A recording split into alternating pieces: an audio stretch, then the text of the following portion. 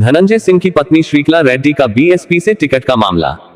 जौनपुर, धनंजय सिंह की पत्नी श्रीकला रेड्डी का बीएसपी से टिकट काटा गया। बीएसपी के मंडल कोऑर्डिनेटर कह रहे हैं हमने टिकट नहीं काटा। धनंजय ने खुद चुनाव लड़ने से मना किया। वो किसी प्रेस में थे। रात 11:30 बजे धनंजय सिंह ने फोन करके कहा मेरी पत्नी चुनाव नहीं लड़ पाएगी, आप दूसरा कैंडिडेट खोज लीजिए। ये कहकर उन्होंने फोन काट दिया। शाम से ही हमें डाउट हो रहा था, इसलिए उनसे मिलने गया। रात 8:30 बजे तो उन्होंने बच्चों के सिर पर हाथ रखकर कसम खाई थी कि उनकी पत्नी चुनाव नहीं लड़ेंगी। धनंजय की पत्नी का टिकट पार्टी ने नहीं काटा। उन्होंने खुद चुनाव लड़ने से मना किया। बसपा वाराणसी मंडल के कोऑर्डिनेटर पूर्व सांसद घनश्याम चंद्र खरवार का बयान। श्री धनंजय सिंह जी का जो आरोप है निराधार है, बिल्कुल असत्य है। जो कुछ हुआ है उसके बारे में बताना चाहूँगा कि कल 8:30 बजे शाम तक उनके केंद्रीय कार्यालय का उद्घाटन हमने किया। बहुत देर तक हम लोग बैठे रहे, प्रेस के लोग भी रहे और प्रेस के सामने हम लोगों ने पूरी मुस्तैदी से इस बात को रखा कि श्रीमती श्रीकला जी का टिकट फाइनल है। और जैसा कि कल दिन भर सोशल मीडिया पे और सब जगह यह अफवाह आ रही थी, हम लोगों ने उनसे 5 बजे लगभग 1.5 घंटा हम लोगों ने बातचीत किया। हमने बल्कि कहा कि आपके ऊपर कहीं किसी प्रकार का दबाव तो नहीं है, आप चुनाव में बैठ तो नहीं जाएंगे, आप अपना पर्चा वापस तो नहीं लेंगे।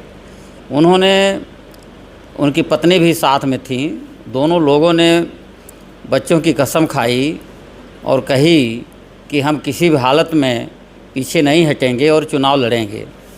लेकिन कल ही 11:30 बजे रात में श्री धनंजय सिंह जी का फ़ोन बहुजन समाज पार्टी के मंडल के कोऑर्डिनेटर हैं श्री रामचंद्र गौतम जी, उनके पास आता है और उन्होंने छूटते ही कहा कि हम चुनाव नहीं लड़ पाएंगे और हम अपना पर्चा वापस ले लेंगे और हमारे ऊपर बड़ा प्रेशर है, हमारे फादर का प्रेशर है और परिवार के लोगों का प्रेशर है और भी कुछ उन्होंने कहा और फ़ोन काट दिया। मेरे साथियों, उनके इस बात से साफ साफ जाहिर हो गया कि उनके मन में कहीं ना कहीं ये चल रहा था और कहीं ना कहीं कोई ऐसा प्रेशर था जिसके नाते से उन्होंने रात में इस बात को कहा कि हम चुनाव नहीं लड़ेंगे, आप अपना कोई प्रत्याशी खोज लीजिए। बहुजन समाज पार्टी ने श्री कला जी का टिकट फाइनल रखा था, उनका फाइनल था और उन्होंने स्वयं मना किया। जब उन्होंने मना किया तब हम लोगों ने नया कैंडिडेट खोजना शुरू किया।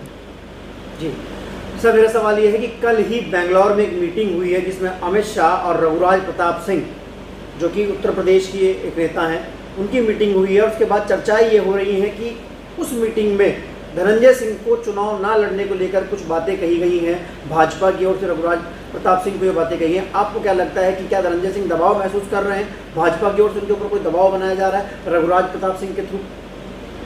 जो स्थिति पैदा हुई है, मतलब आज 1 मई को उनका नामांकन हम लोग कराए थे और लगातार कार्यकर्ता पदाधिकारी सब लोग लगे थे और कल शाम 8:30 बजे तक हम लोग उनके निर्वाचन कार्यालय का उद्घाटन कर रहे थे और 11:30 बजे रात में एकाएक इस तरह की बात करना तो कहीं ना कहीं उधर संकेत देता है, कहीं ना कहीं कुछ ना कुछ है।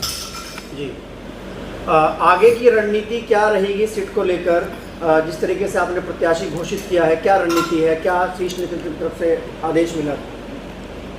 आदरणीय बहन कुमारी मायावती जी, जो बहुजन समाज पार्टी की राष्ट्रीय अध्यक्ष हैं, हमारी नेता हैं और उनके आदेश के पालन में हम लोगों ने, जो बहुजन समाज पार्टी से सांसद हैं श्री श्याम सिंह यादव जी को, हम लोगों ने आज उनका पर्चा दाखिल कराया और उनका नामांकन कराया और हमें पूरा विश्वास है जिस तरीके से 2019 में बहुजन समाज पार्टी से श्याम सिंह यादव जी लोकसभा में पहुंचे थे, ठीक उसी तरीके से 2024 में भी श्याम सिंह यादव भारी मतों से चुनाव जीतेंगे।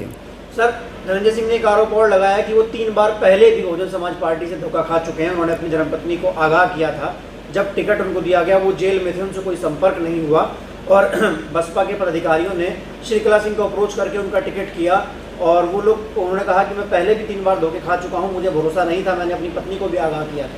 ऐसी बात, ऐसे आरोप भी उन्होंने लगाए। उनके आरोप ये निराधार है। उन्होंने बिना उनके राय मशवरा के श्रीकला जी प्रत्याशी नहीं बन सकती। वो एक महिला हैं और उनके कहने पर ही हम लोगों ने मान्या बहन जी से मुलाकात कराई और मान्या बहन जी से उन्होंने बड़ा रिक्वेस्ट किया कि हमें चुनाव लड़ा दीजिए और तब जाकर के उनका टिकट फाइनल हुआ है। सर, अभी एक हाल ही में कुछ दिनों पहले जब ये टिकट हुआ उसके बाद धनंजय सिंह को बेल मिली।